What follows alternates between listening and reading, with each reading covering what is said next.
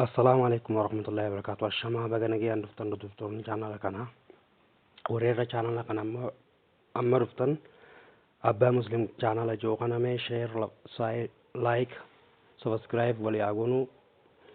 aye qallatuman karabarno ta kenya gizin sinda bar subarno inna raisni fa badal fe barno ta halam barbachisate akada ti emaili sirri timbanatan emaili sirri banachudaf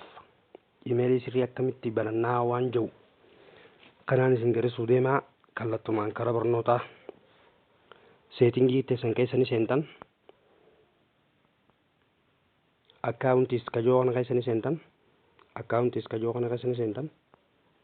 aada akkaawuntii teetu sana ni soisan googilii kana keessanii seenna bilbilii keessa yoo koodii kan qabaatu taate koodii isin gaafata dhiifama googilii kana keessanii seentan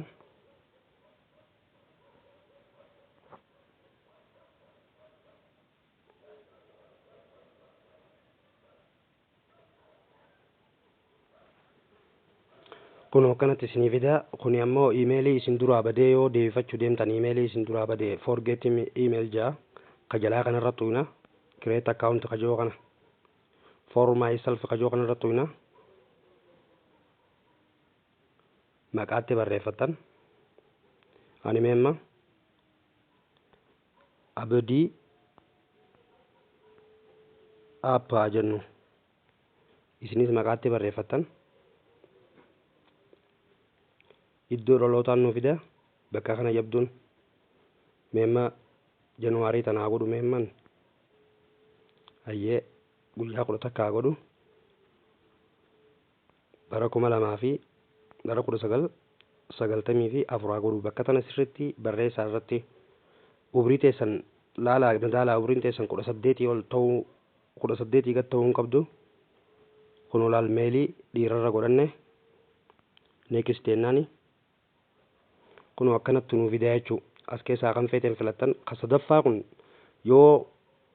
maqaa aaree feetan itti barreeffachuu barbaaddanii kun ammoo akkaataa inni isinitti qanetti amma fakkeenyaaf iimeelii kiyyamma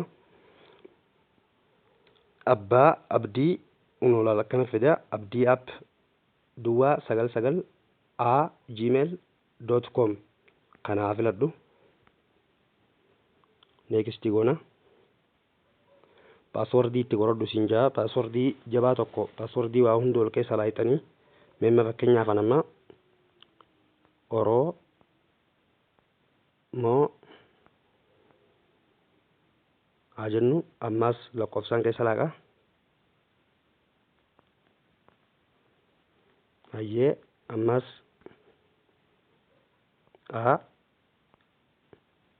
mallattoo akkanatti xaqqabamuu qabdan paaswordii jabaa akka ta'uuf jechuudha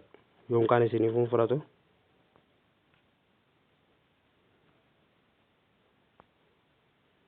kun amman akkanaan godha next jennaani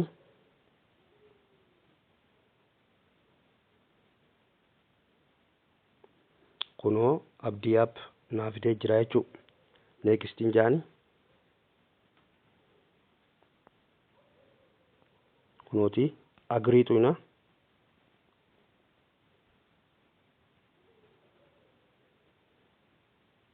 ni identico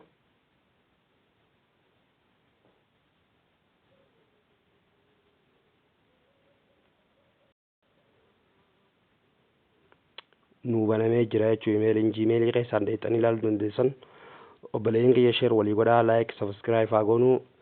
barnoota adda addaatii chaanaalee kana jalatti argamaa seenaatii irraa baradhaa akkaataa emailii itti jabeessan akkaataa itti lakkoofsa bilbilaa itti guutan akkaataa itti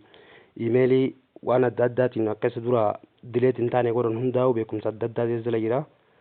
waan hafe hundaa'u as jala deemaatii qoradhaa emailii keessan jabeeffadhaa hanga barnoota biraatii walitti deebinutti assalaamu alaikum